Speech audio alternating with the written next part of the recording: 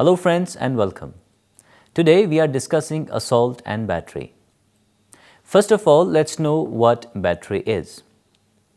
The wrong of battery consists in intentional application of force to another person without any lawful justification. Winfield defines battery as an intentional application of force to another person. Its essential requirements are: first, there should be use of force, and second, the same should be without any lawful justification. Now let's discuss the first requirement of battery, that is use of force. Force means any action by which a motion is caused in man's body or change of motion or cessation of motion.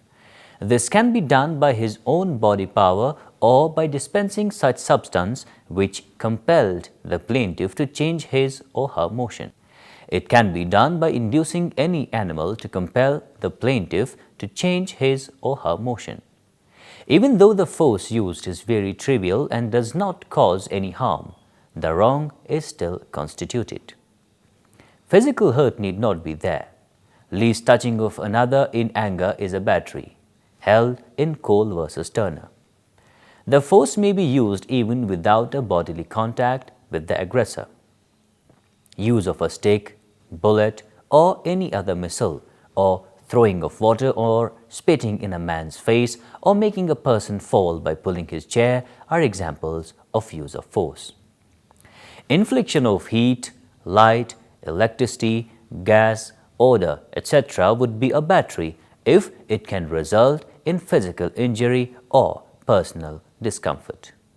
Mere passive obstruction, however, cannot be considered as the use of force.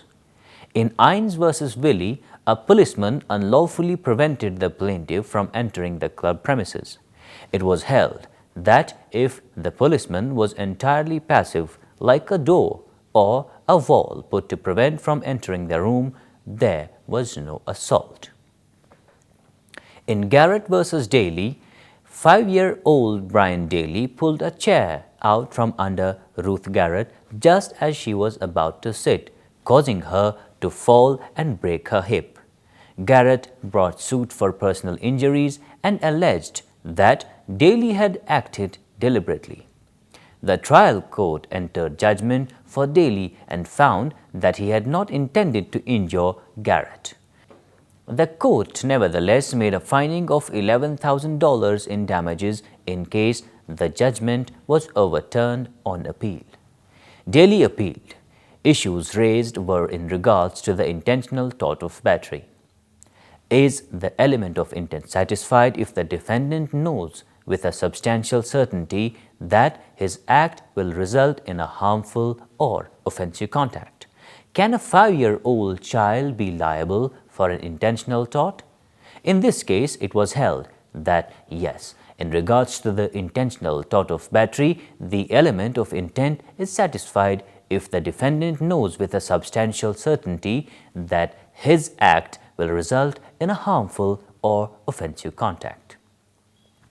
A 5-year-old child can be liable for an intentional tort. A minor is liable just as any other person when he has committed an intentional tort with force. The second requirement of battery is use of force without lawful justification. It is essential that the use of force should be intentional and without any lawful justification. It was stated that if 2 or more persons meet in a narrow passage and without any violence or design of harm, the one touches the other gently, it would be no battery. But if either of them uses violence against the other to force his way in a rude or inordinate manner, it will be a battery. Harm voluntarily suffered is no battery. The use of force may also be justified in pulling a drowning man out of water, forcibly feeding a hunger-striking prisoner to save his life, or performance of operation of an unconscious person by a competent surgeon to save the former's life. Harm which is unintentional or caused by pure accident is also not actionable. In Stanley versus Powell, Powell, who was the member of a shooting party, fired at a pheasant, but the pellet from his gun glanced off a tree and accidentally wounded Stanley, another member of the party. It was held Powell was not liable. If the act were willful or negligent, the defendant would be liable. In Pratap Daji versus BB and CIRLY, the plaintiff entered a carriage on the defendant's railway but by oversight failed to purchase a ticket for his travel. At an intermediate station, he asked for a ticket but the same was refused. At another place, he was asked to get out of the carriage since he did not have a ticket. On his refusal to get out, force was used to make him get out of the carriage. In an action by him for his forcible removal, it was held that the use of the force was justified, as he, being without a ticket, was a trespasser. The defendants were therefore not liable. Use of force to oust a trespasser from certain premises is perfectly justified. However, only reasonable force can be used against a trespasser. It should not be more force than is necessary to repel the invasion.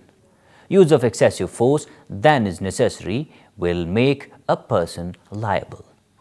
In Cherubin Gregory versus State of Bihar, it was held that fixing naked a live electric wire without due warning across the passage of a latrine to keep the trespassers away from the latrine and thereby causing the death of a trespasser was actionable. In P. Kader versus K.A. Alagar Swamy, the Madras High Court held that putting handcuffs on an under-trial prisoner and then chaining him like a dangerous animal with a neighboring window in a hospital during his medical treatment is an unjustifiable use of force, and the police officer responsible for the same is liable for trespass to the person. It's also observed that in such a case, there is no need to prove any motive or intention on the part of the police officer, because if the officer has exceeded and abused his authority, it may be out of arrogance or even because of a temperamental defect which delights in cruelty. The act would be malicious and malified unless it can plausibly be contested that the circumstances justified the use of the power.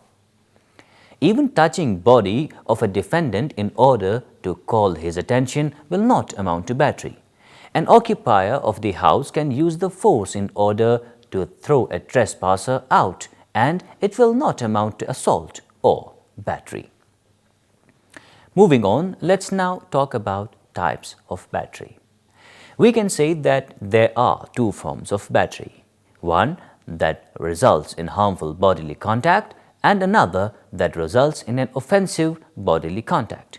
Although different with respect to the result, they are defined identically with respect to the other elements of the prima facie case.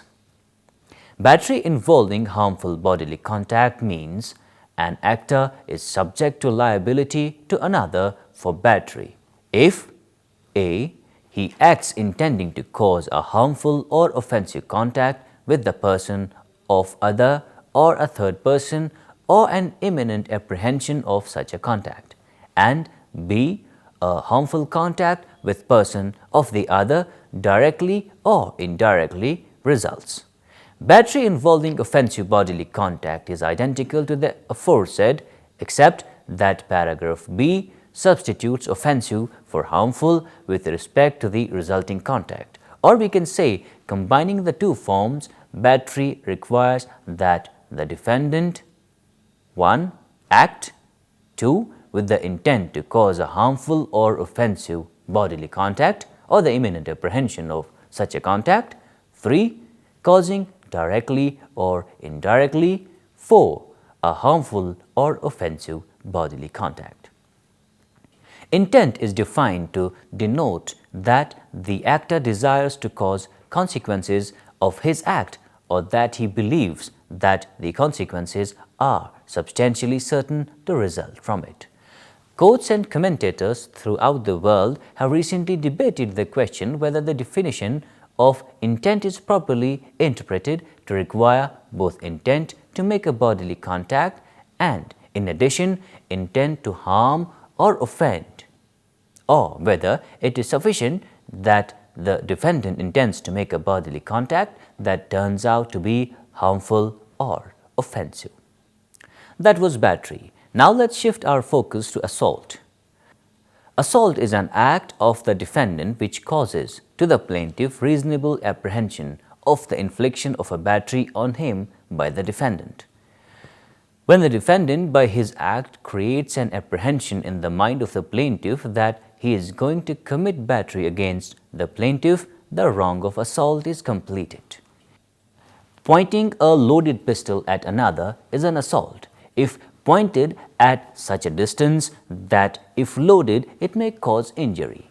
The test is whether an apprehension has been created in the mind of the plaintiff that battery is going to be committed against him. If the plaintiff knows that the pistol is unloaded, there is no assault.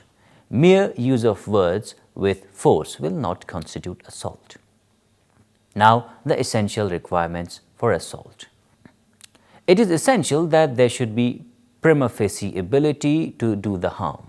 If the fist or the cane is shown from such a distance that the threat cannot be executed, for example, by a person from a moving train to another standing away on a platform, there is no assault.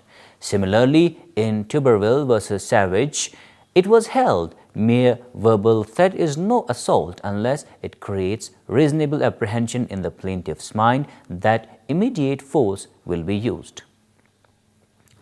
If a man put his hand upon his sword and said, "If it were not assizes, I would not take such language from you," there was no assault.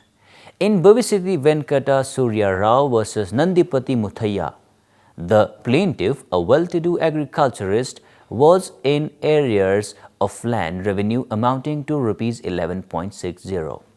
The village munsif, who had a duty to collect the amount, went to the plaintiff's residence on March 31, 1956 for the collection of the amount.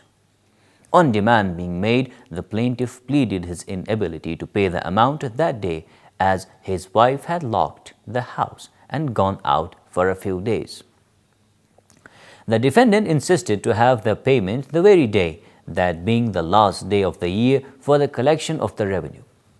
The plaintiff was told that on his failure to pay, his movable property would be distrained.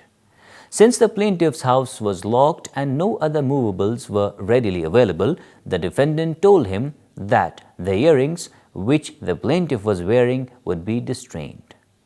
The village goldsmith was called. On the arrival of the goldsmith, one of the persons present there paid off the amount due from the plaintiff by borrowing the same from another person. The defendant then went away quietly.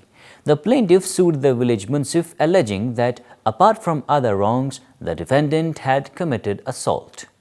It was held that since the defendant, after the arrival of the goldsmith, said nothing and did nothing, and the threat of use of force by the goldsmith to the plaintiff was too remote a possibility to have put the plaintiff in fear of immediate or instant violence, there was no assault. If a person advances in a threatening manner to use force, there is assault. The wrong is still constituted even if the person so advancing is intercepted from completing his designs. In Stephens versus Myers, the plaintiff was the chairman at a parish meeting. The defendant also sat at the same table, but there were 6 or 7 persons between him and the plaintiff. In the course of some angry discussion, the defendant had been vociferous and he interrupted the proceedings of the meeting. A very large majority decided, then advanced towards the chairman with a clenched fist, saying that he would rather pull the chairman out of the chair than be turned out of the room, but was stopped by the church warden, who sat next but one to the chairman. He was held liable for assault. Now, the difference between assault and battery under civil and criminal law. Both battery and assault are intentional torts, meaning they can serve as the basis for civil lawsuits demanding monetary damages. But assault and battery are also crimes. Criminal assault and battery can result in prosecution by the state and if the accused is found guilty can result in jail. Unusually, whether civil or criminal, an assault involves an action or threat of action by one person that puts another person in apprehension of imminent bodily harm. Battery, again, both civil and criminal, is usually the logical extension of assault, a completed assault in other words. An action that starts as an assault becomes a battery when there is an actual physical touching. As an example, if a person raises a fist to you and you believe you are about to be punched, that person has committed an assault, since you are put in fear of an imminent punching. Even if the punch is never thrown, the threat of the punch is enough to constitute assault. If the same person follows through with the punch and connects with your body, you have been battered. Assault and battery are so intertwined that they are often referred to as one cause of action. Now, let's try and know civil assault and battery. Civil assault and battery are torts. A tort is a wrong committed by one party against another, causing damage. Specifically, civil assault and battery are intentional torts. Most torts arise from a negligent act, meaning an act that was careless or reckless. Regular torts don't take the intent of the tortfeasor, the person committing the tort, into consideration. As long as the tortfeasor had a duty to act in a non-negligent manner and they breached that duty and caused damages, they are said to have committed the tort. Intentional torts are torts that are committed on purpose. In addition to assault and battery, causes of action such as false imprisonment, slander, and fraud typically fall under this category. While the requirements of duty, breach, causation, and damages are the same, the added element of the tortfeasor's intent is taken into consideration as well. If a plaintiff cannot prove that the tort was committed intentionally, it may be a case of negligence as opposed to an intentional tort. For example, the driver was reaching for a fallen cell phone and slipped and hit the gear, causing the car to move quickly in reverse. If the driver strikes you or your vehicle, the driver has committed general negligence. He had a duty to operate his vehicle in a non-negligent manner and he breached that duty and caused you harm. Now, imagine that immediately prior to getting into his car, the opposing driver was yelling and cursing at you for being in his way while he was trying to back out. Instead of dropping a cell phone and accidentally hitting the gear, the tortfeasor deliberately threw the car into reverse and drove toward you, slamming on the brakes at the last instant to avoid hitting you. You were legitimately apprehensive, you were afraid he was going to run you over. In other words, the tortfeasor has intentionally placed you in apprehension of imminent physical harm, thus committing civil assault. If the driver actually hits you, he has committed civil battery. The driver's intent is key. Let's now talk about criminal assault and battery. Assault and battery become criminal actions when there are laws regulating or preventing the behavior. Assault and battery are crimes throughout India. The criminal prosecution of assault and battery differs from a civil case in two important ways. 1. The burden of proof is stricter, and 2. There is the added requirement of proving the violation of a law. Using the parking lot example aforesaid, the driver could be charged with assault and battery if he intended to strike you with his vehicle and there were laws prohibiting such behavior, which there are in every state. A verdict of non-guilty in a criminal assault or battery case does not prevent a victim from filing a civil suit for the same action, as civil suits involve monetary damages and aren't brought by the state. Double jeopardy rules are inapplicable. A person can be found non-guilty of a crime but can still be found civilly liable and be forced to pay damages arising out of the same incident. The best modern example of this is the accident trial, where persons were found not guilty of the crime of murder but was later found civilly liable for the wrongful death of the victims. Finally, let's talk about mayhem. In common law, mayhem means the crime of willfully injuring a person so as to diminish his or her capacity for self-defense. Cutting off an arm or leg would thus be mayhem. Under modern statutes, however, mayhem or maiming is a form of aggravated battery that leads to mutilation such as loss of an ear, disfigurement or serious permanent injury. Jurisdictions vary in requiring specific intent to cause the injury or, more broadly, wanton behavior leading to it. The most significant change in common law mayhem doctrine came in 1697 when the King's Bench decided Fetter versus Bale. There, the plaintiff recovered in a battery action against a defendant. Shortly thereafter, part of his skull by reason of the said battery came out of his head, and the plaintiff brought a subsequent action under mayhem. Though Fetter is also known as an early example of res judicata, it is most significant for expanding the ambit of mayhem to include loss of the skull. In modern times, the offence of mayhem has been superseded in many jurisdictions by statutorily defined offences such as aggravated battery. Under the strict common law definition, this required damage to an eye or limb, while cutting off an ear or a nose was deemed not sufficiently disabling. Later, the meaning of the crime expanded to encompass any mutilation, disfigurement or crippling act done using any instrument. The noun maim and the verb maim came from Old French mahaigne. Modern statutes define maim as disabling, disfiguring, such as rendering useless a member of another person's arms or legs. The injury must be permanent, not just a temporary loss. Some courts will hold even a minor battery as mayhem if the injury is not minor. Mayhem in the United States is a felony. In conclusion, generally assault precedes battery. Showing a clenched fist is assault, but actual striking amounts to battery. Throwing of water upon a person is an assault, but as soon as the water falls on him, it becomes battery. If a person is about to sit on a chair and the chair is pulled, there is assault, so long as he is in the process of falling on the ground, but as soon as his body touches the floor, it will be a battery. It is, however, not essential that every battery should include assault.